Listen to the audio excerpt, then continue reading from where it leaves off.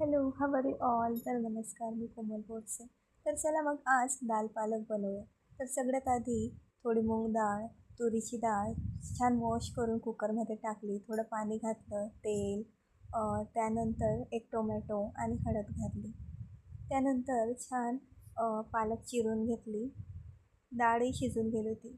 साधारण 5 शिट्ट्या घ्यायच्या. त्यानंतर कढई ठेवली, त्यात थोडं तेल घातलं, कढीपत्ता, कांदा, जिरं, मोहरी घातली, एक हिरवी मिरची घातली. त्यानंतर लाल मिर्च पावडर, हळद, मसाला, अद्रक लसूण पेस्ट छान परतून घेतलं. त्यानंतर बारीक चिरलेली पालक घातली, तीही छान परतून घेतली.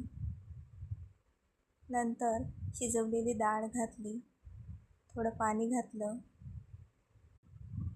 चवीनुसार मीठ घातलं.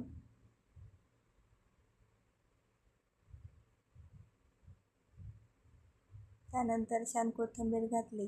इकडे भाजी शिजत होती तोवर तडका तयार केला. तडकाही छान घातला. तयार आहे आपली दाल पालक.